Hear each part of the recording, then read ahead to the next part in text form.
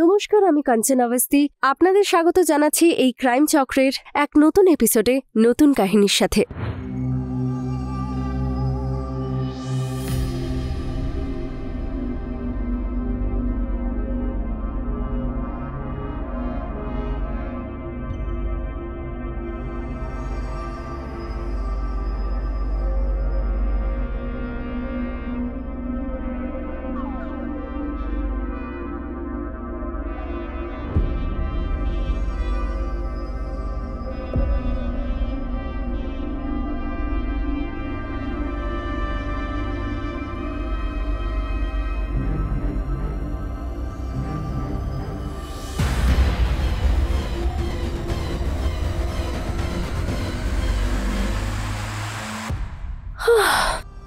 Sheet, তুমি পাগল হয়ে গেছো নাকি? আমি তো ভয় পেয়ে গেছিলাম। তুমি এখন থেকে আমার হয়ে থাকবে। এখন তুমি সেটাই করবে যা আমি বলবো। আর যদি না করি তাহলে? এই ছুরিটা দেখছো? ছুরি? কোথায় ছুরি? আমি তো কোনো ছুরি দেখতে পাচ্ছি না। আচ্ছা বেবি, হ্যাঁ। তুমি এই ছুরিটা দেখতে পাচ্ছ না? না। তাহলে কি দেখতে পাচ্ছ? আমি তো শুধু তোমাকে দেখতে পাচ্ছি, আর সেটাও রোম্যান্টিক মুডে। রোম্যান্টিক মুড তো খুবই আছে। আচ্ছা, দেখতে পাচ্ছি। ইউ আর টার্নিং ওয়াইল্ড নাও। না না না না, আরে আমি তো শুধু প্র্যাঙ্ক করছিলাম। এটা বোঝানোর জন্য বাড়ির ভিতরে থাকলে মেন ডোরটা লক করে রাখবে। যদি আমার জায়গায় অন্য কেউ থাকতো তো? তোমার জায়গা কেউ নিতে পারবে না। আচ্ছা, এমন কি আছে আমার মধ্যে? দাঁড়াও বলছি।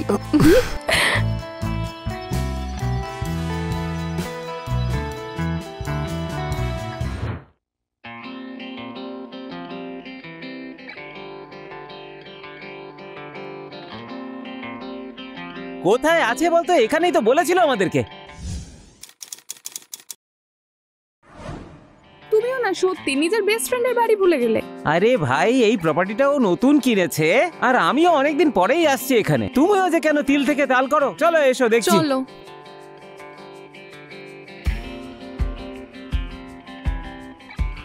এই তো বাড়ি, এসো।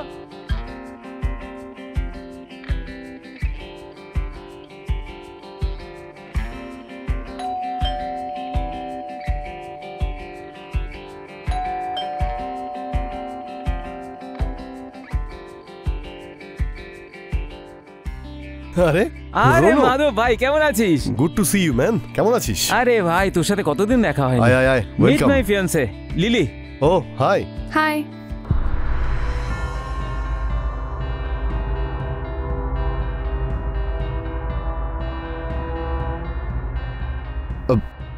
আরে আয়, আসুন আসুন।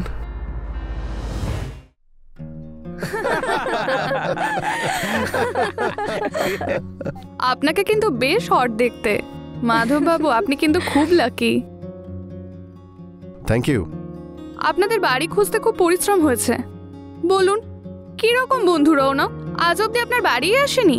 আসলে আমি বুঝিয়ে বলছি। যেদিন থেকে বাড়িটা কিনেছি আমি ওকে ডাকিনি, ভেবেছিলাম আপনাদের একসঙ্গে ডাকবো। আরে মাধব তো 2-3 বার বলেও ছিল, কিন্তু তুমিই ফ্রি ছিলে না লিলি। কোনো ব্যাপার না, আমি তো এখন বাড়িটা দেখেই নিয়েছি। এবার থেকে ডাকলেই আমি চলে আসব, রৌনক যতই ব্যস্ত থাকুক। আরে অবশ্যই, আপনারই তো বাড়ি, যেদিন খুশি।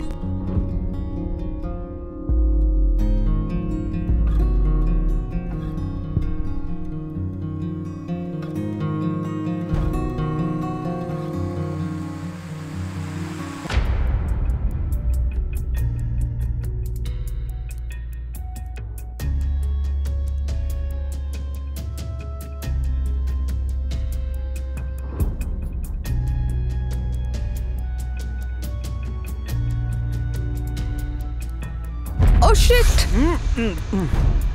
ও কি করছো বর্ষা? ও আই এম সরি, আমার জন্য তোমার ড্রেসটা পুরো ভিজে গেল। সরি। কোনো ব্যাপার না, আপনার কাছে তো অন্য ড্রেস থাকবে, আমি চেঞ্জ করে নিই। হ্যাঁ,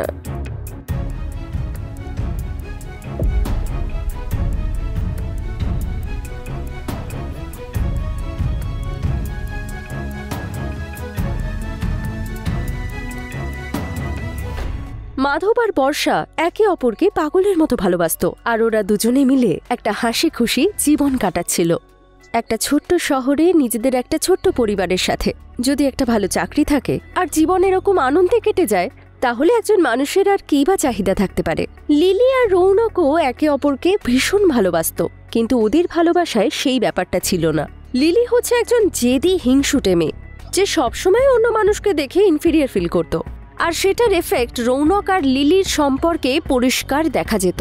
লিলি হতে পারে একজন প্রচণ্ড অ্যাম্বিশিয়াস মেয়ে, কিন্তু সে নিজের অ্যাম্বিশন অনুযায়ী নিজের জীবন না কাটাতে পেরে লিলি ভীষণই অসন্তুষ্ট থাকত, যেই কারণে ওর অন্য পুরুষের প্রতি আকৃষ্ট হওয়া স্বাভাবিক ছিল।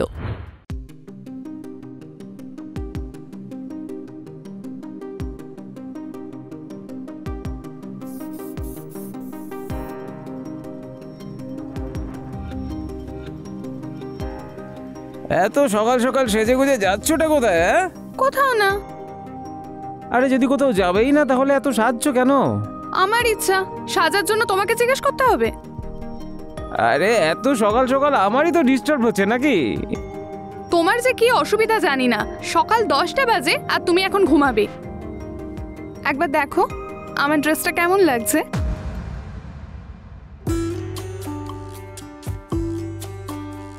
লিলি ইজ লুকিং গর্জিয়াস, দারুণ লাগছে তোমাকে। আচ্ছা, তোমার তো এরকম কোনো ড্রেস ছিলই না, আর তুমি রিসেন্টলি কোনো শপিংও করোনি। এই ড্রেসটা তোমার বন্ধু মাধবের স্ত্রী বর্ষার। তোমার কাছে এলো কি করে?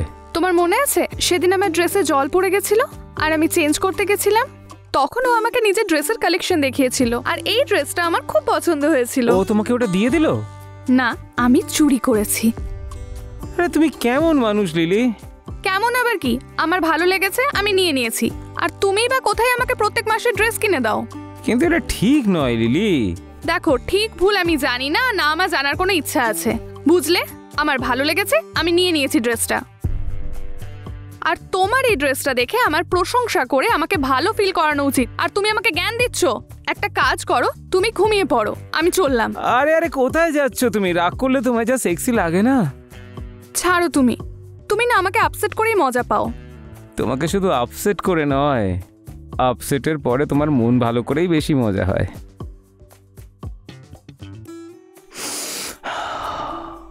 দারুণ লাগছে, কি দারুণ গন্ধ। আমার তো মনে হচ্ছে যেন অপ্সরা মাটিতে নেমে এসেছে। এবার তো আমার মনে হচ্ছে এই ড্রেস এখন খুলে আলমিরাতে রাখার সময় এসে গেছে।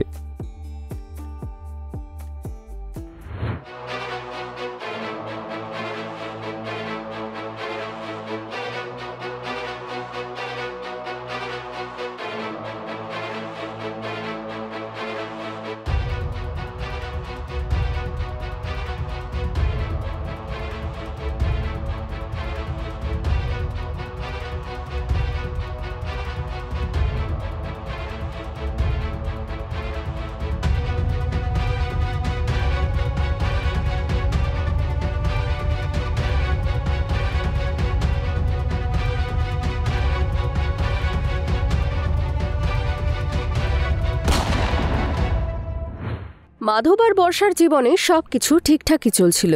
লিলি আর রৌনকের জীবনও কাটছিল বেশ ভালোই। তখনই হঠাৎ একদিন রৌনককে রাস্তার ধারে একা চলতে দেখে অজ্ঞাত কিছু মানুষ তাকে গুলি মেরে মৃত্যুর মুখে ঠেলে দেয়। কে হতে পারে সেই ব্যক্তি? কার রৌনকের সাথে এমন শত্রুতা থাকতে পারে? আচ্ছা, রৌনকের জীবনে কি এমন কোনো অধ্যায় ছিল যেটা আর কেউ জানতো না? রৌনক যখন রাস্তার ধারে হাঁটছিল তখন ওর শরীরে এক অদ্ভুত বিরক্তির ছাপ দেখা যাচ্ছিল। রৌনক কি কোনো বিষয় নিয়ে খুব চিন্তিত ছিল যে তাকে ভেতরে ভেতরে শেষ করে দিচ্ছিল? এরকম অনেক প্রশ্নই ওই গুলির আওয়াজের মতোই আমাদের মনেও প্রভাব ফেলছে। আসুন দেখে নি আসলে কি হয়েছিল।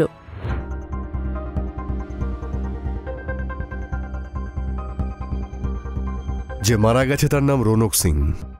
উনি প্রাইভেট কোম্পানিতে কাজ করতেন, আর ওনার পরিবার অন্য শহরে থাকতো। আচ্ছা, এখানকার কেউ কালকে এখানে কাউকে আসতে দেখেছে? না স্যার, এই জায়গাটা এমনিতেও একটু শুনশানি থাকে, এদিক দিয়ে কেউ যাওয়া আসা করে না। তাও রৌনক এই রাস্তা দিয়ে কি করে এলো বুঝতে পারছি না। গুলি খুব কাছ থেকে করা হয়েছে, মনে হচ্ছে পরিচিত কারো কাজ। Are you sure sir? Not sure. Dead বডির আশেপাশে রক্তের ফোঁটা পাওয়া গেছে। মানে যখনই গুলি চালানো হয় তখন রৌনকের হাত ওপরে ছিল, হয় হাত মেলানোর জন্যে, না হলে অন্য কোনো কারণ হতে পারে। ও কিন্তু বাঁচার জন্য পালানোর চেষ্টাও করেনি। যদি কোনো অচেনা ব্যক্তি হতো তাহলে আলাদা রিয়াকশন হতো। ইউ আর রাইট স্যার, আমরা চারপাশে তল্লাশি করেছি কিন্তু এরকম কিছুই পাইনি যাতে খুনিকে চেনা যায়। একটা কাজ করো, রাস্তাটা যেখান থেকে শুরু হচ্ছে সেখানে জিজ্ঞাসাবাদ করো। হয়তো রৌনকের সঙ্গে কাউকে দেখা গেছে বা কেউ হয়তো ওকে অনুসরণ করছিল। স্যার আমি রৌনকের কল ডিটেলস চেয়েছি আর বাড়ির অ্যাড্রেসটাও বের করতে বলেছি। যখন ইনফরমেশন পাবে আমাকে ফোন করবে। ইনভেস্টিগেশন ফাস্ট করো।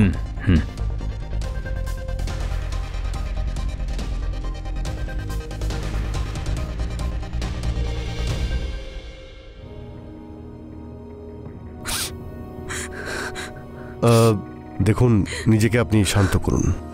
আপনি কি বলবেন যে রৌনক আপনার কে ছিল? ও আমার হবু স্বামী ছিল স্যার। আমি ওকে নিজের স্বামী মনে করতাম। আমাদের এনগেজমেন্টও হয়ে গেছিল। মানে বিয়ে হয়নি? না স্যার, 2-3 বছরের মধ্যে বিয়ে করে নিতাম। ও নিজের কেরিয়ার এস্টাবলিশ করতে চাইতো। ওনার সঙ্গে কারোর পুরনো শত্রুতা বা আপনি জানেন এরকম কেউ আছে যে ওকে মারতে চাইতো? না স্যার, ও খুব সহজ সরল মানুষ ছিল। ওর কারোর সঙ্গে কোনো শত্রুতা ছিল না। এরকম হলেও আমাকে নিশ্চয়ই বলতো। প্রপার্টি নিয়ে কারোর সঙ্গে ঝামেলা বা কোনো হুমকি দেওয়া হয়েছিল? টাকা ধার নিয়েছিল? তবে টাকার জন্যই কিন্তু এইসব ঘটনা ঘটে থাকে। না স্যার, এরকম কিচ্ছু ছিল না।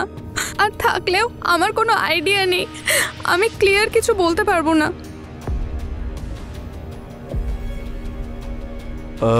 দেখুন, আপনার বাড়ির এখন তল্লাশি নিতে হবে। যদি কোনো প্রমাণ পাওয়া যায় আপনার কোঅপারেশন চাই। হ্যাঁ স্যার। স্যার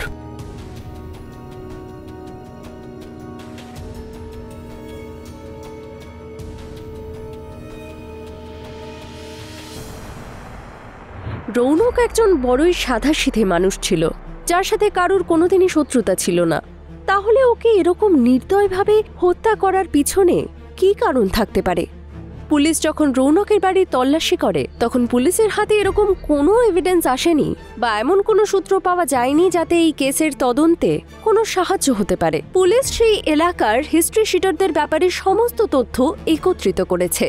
হয়তো ওদের মধ্যে কেউ এই শহরে কোনো ঘটনার প্রতিশোধ নেওয়ার জন্য করেছে, বা হতে পারে কেউ তাদেরকে সুপারি দিয়েছে। কিন্তু পুলিশের হাতে কোনো রকম কোনো তথ্য ছিল না। পুলিশ পুরনো গান সাপ্লায়ারদের ধরেও জিজ্ঞাসাবাদ করেছে যাতে যে সেই বন্দুক কিনেছে তার ব্যাপারে জানতে পারে, কিন্তু সেখানেও তারা নিরাশ হয়েছে। কোনো আপডেট? হ্যাঁ স্যার, এই বুলেট ক্যাপটা পাওয়া গেছে যেখানে রৌনকের হত্যা হয়েছিল। তুমি এটা ফরেন্সিক ল্যাবে পাঠিয়ে দাও। ফিঙ্গারপ্রিন্ট থেকে কিছু পেলেও পাওয়া যেতে পারে। হ্যাঁ স্যার। কিছু পেলে? ঝোপের মধ্যে একটা মোবাইল পেলাম স্যার।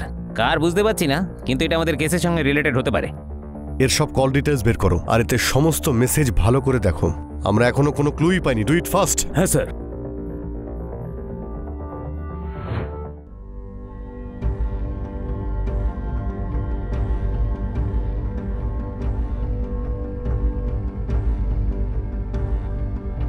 তুমি জানতে পেরেছ তোমার বন্ধু রৌনককে কেউ গুলি করে হত্যা করেছে? হ্যাঁ শুনেছি, জানি না কি করে এসব হলো। তারপর তুমি ওর ফিয়ান্সের সাথে দেখা করতে যাওনি? বেচারি এই সময় খুবই কষ্ট পাচ্ছে। আমি গেছিলাম দেখা করতে। আমাকে নিয়ে গেলে না? ভেবেছিলাম তোমাকে একবার ফোন করব, কিন্তু আমি ডিরেক্ট হঠাৎ করে চলেই গেলাম। তাই জন্য আর তোমাকে আমার বলা হয়নি।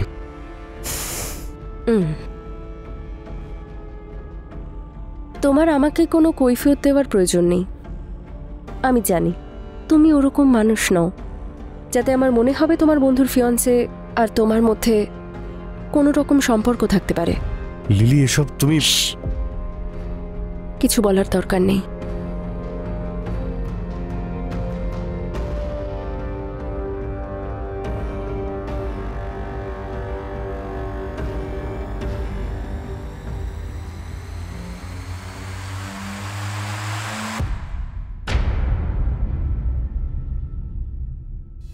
পুলিশ যখন মার্ডার স্পট আরও একবার তল্লাশি করে তখন তাদের হাতে আসে হত্যায় ব্যবহৃত বুলেট ক্যাপ আর একটা মোবাইল।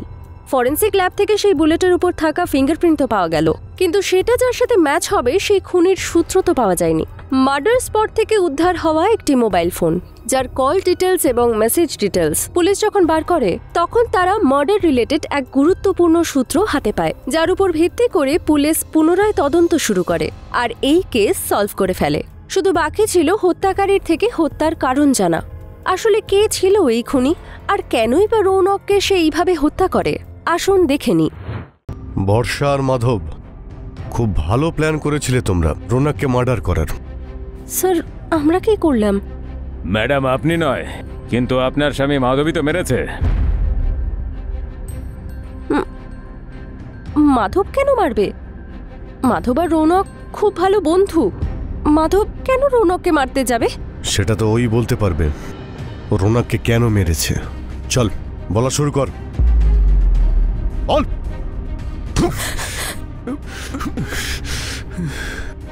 আমাদের কাছে মার্ডারের বুলেটের ক্যাপ আছে, যাতে ফিঙ্গারপ্রিন্টস আছে, আর ওই ফিঙ্গারপ্রিন্টের সঙ্গে তোর ফিঙ্গারপ্রিন্ট ম্যাচ হতে সময় লাগবে না।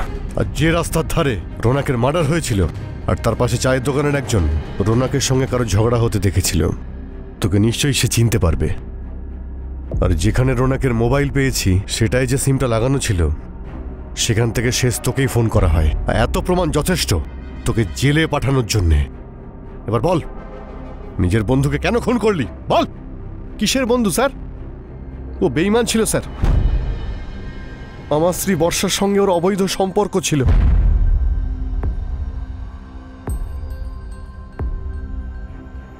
আমার বন্ধু আর আমার স্ত্রী মিলে আমার পিছনে ফষ্টি নষ্টি করত।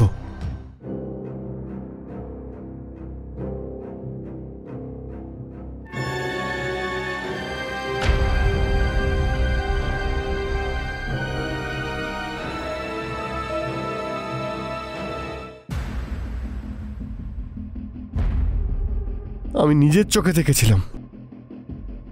প্রথমে আমার মনে হয়েছিল যে হয়তো ওরা ভুল করে ফেলেছে। আমি আমার স্ত্রী বর্ষাকে খুব ভালোবাসতাম, ওকে আমি হারাতে চাইনি স্যার। একদিন আমি বর্ষার মোবাইল চেক করি।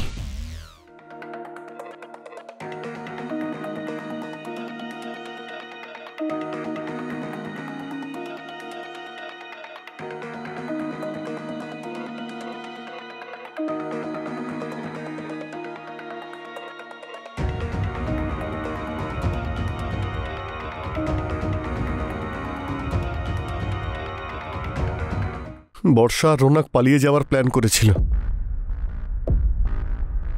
ও আমার সঙ্গে থাকতে চায়নি, কিন্তু এদের জন্য আমার আর লিলির জীবন শেষ হয়ে যাচ্ছিল স্যার।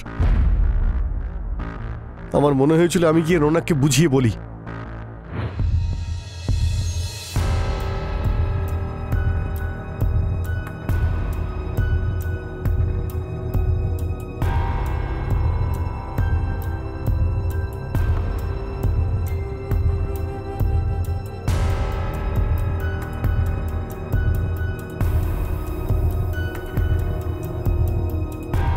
রৌনককে আমি বোঝানোর চেষ্টা করি, কিন্তু নিজের ভুল মানতে চাইছিল না।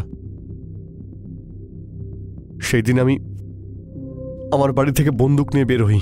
ভেবেছিলাম ওকে ভয় দেখাবো, কিন্তু ও মানতেই রাজি হয়নি। সেই জন্য বাধ্য হয়ে আমি ওকে খুন করি।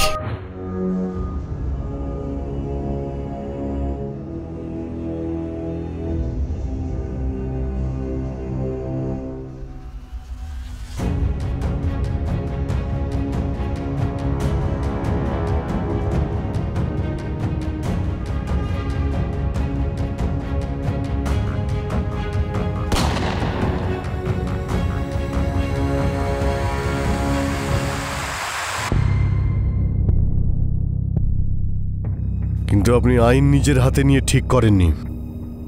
আপনি এই সমস্যাটা কোর্টে গিয়ে সমাধান করতে পারতেন, বর্ষাকে ডিভোর্স দিয়ে নতুন জীবন শুরু করতেন।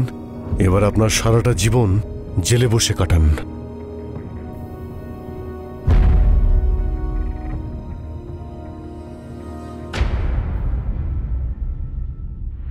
মাধব যখন রৌনক আর বর্ষাকে আপত্তিজনক পরিস্থিতিতে দেখে তখন ওর খারাপ লাগাটা খুবই স্বাভাবিক।